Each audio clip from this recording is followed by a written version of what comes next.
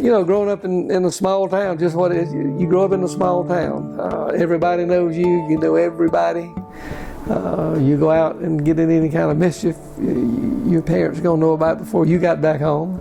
You go out in the summertime and you could play late at night as long as you stayed under the street light. And it's just wonderful being raised in a small town environment.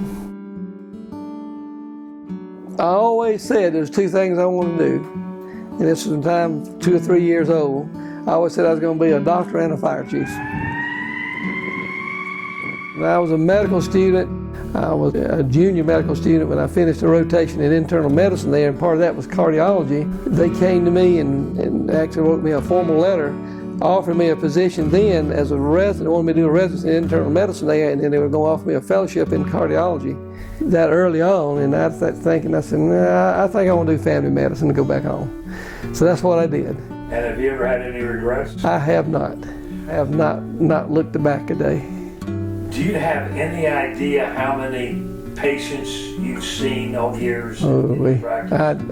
Thousands? Oh yeah, thousands. We used to say we took them from the cradle to the grave. I grew up in the fire department. My granddaddy, James Guest, he was a firefighter for about right at 60 years, and my dad, he was a fireman for about 25 years. So I just grew up with it. I remember coming to the firehouse as early as 3 or 4 years old. I used to come to meetings with them, and I could beg my way along. I'd go to the fires with them, and just kind of learned, and this is just a big part of my life growing up. That fire truck served front line here from 1944 until 1958 when they had bought another new truck. It's a 1944 Peter Persh. And it was purchased by the town in 1944, which was during the war. The city actually ordered the truck in 1942, but because of the war, you had to get into a lottery to get a fire truck. And it just took 2 years for the lottery number to come up where we got the fire truck. In fact, my granddaddy James Guest and Chief Floyd Walker, they went on a train one Sunday morning to Greenville, caught the train to Greenville, picked up the fire truck in Greenville and drove it back to Honea Path. That fire truck actually served here in the town to 1973. The town sold it to the town of Donalds, and they used it until about, I'd say 10 years ago. Then we found out they wanted to sell it, so we bought it back and we restored it, and it's back here used as a parade truck, fire prevention, and we use it for a caisson truck when the need arises. They had hose reels on wheels, and the members of the fire department actually pulled that to the fire. They had 2 reels. They had one over at Chicola Mill, and they had one here in town. And a lot of times they would meet one another and swap off and do, and it was real amazing how the system worked, but it saved many a building, those old hose reels. At its peak, what made Honea Path run? The railroad, that's the purpose for the town actually being incorporated, was railroad. If you look coming up the southern track, for some reason they wanted a town about every 7 or 8 miles. So if you look down, you go from Greenwood to Hodges, Hodges to Donalds, Donalds to Honea Path, Honea Path to Belton, Belton to Piedmont, Piedmont to Greenville. And it's about every 8 miles they wanted a town. So the railroads were actually behind these smaller towns that we know of now. That's why they became incorporated. And that's what made the towns grow. And at one time, we were big in textiles. We had Chicola Mill employed 600 people. Then you had a big sewing plant here with about 500 or 600 people. And then we had another textile plant down on the edge of town, which was a Milliken plant. At one time, it employed about 300 people. Now, the railroad, they came in and shut it down, took the tracks up. We have no railway access. We have no interstate highway. So then the town we started losing jobs. And I think when the railroad stopped, I think that's what brought these towns to life, and that's what started the decline. When we talk about Honea Path and Chicola Mill, there's a dark history. Yes. 1934, there was a general textile strike. Conditions were just deplorable. People were basically enslaved to the company that they worked for. For instance, here, you lived in the mill-owned house. They charged you rent by the room, so that came out of your pay. You bought your groceries at the meal store, that came out of your pay. So actually you didn't have any money left at the end of the week, because when you got your paycheck, you basically owed it back to the company. We just come out of a depression, and things were just bad. There was I think there's a lot of child labor going on then. Just terrible conditions. Work hours were long, and it just on, just bad conditions. So they had a textile strike.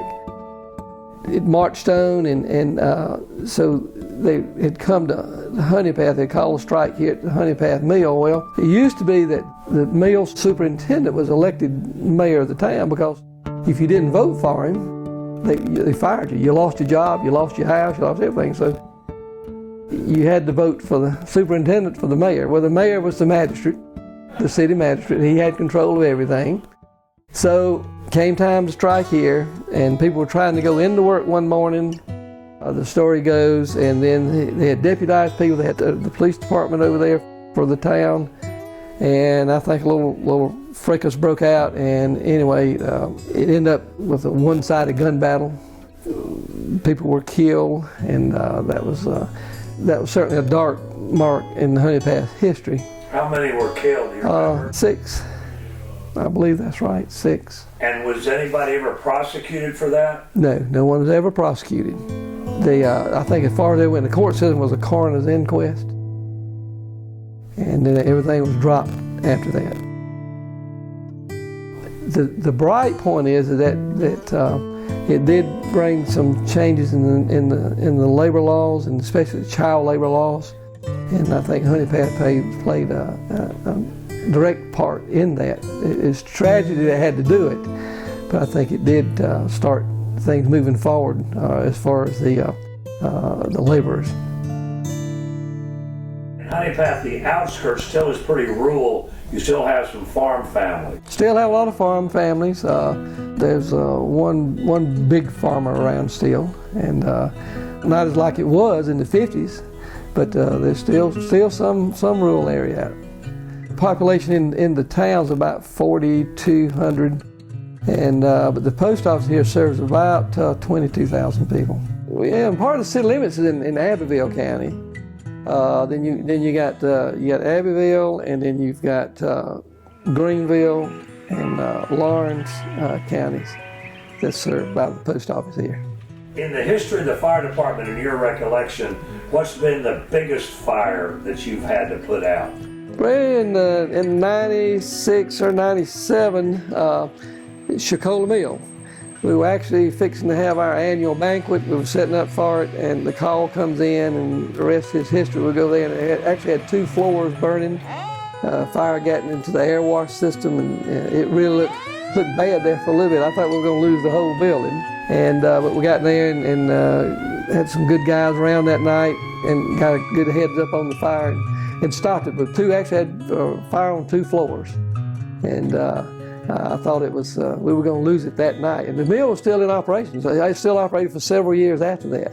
The strange thing about it is that seems to be a fire that just doesn't go away. So until we get all that mess torn down and hauled away, it's still going to be a problem for us. Do you ever see the day when you'll walk away from that completely?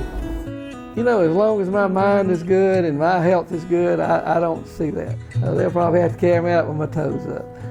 I love Honea Path. And what better way to give back to the town than to be able to come help somebody at their worst time. And that's the way I've always seen volunteering as a firefighter.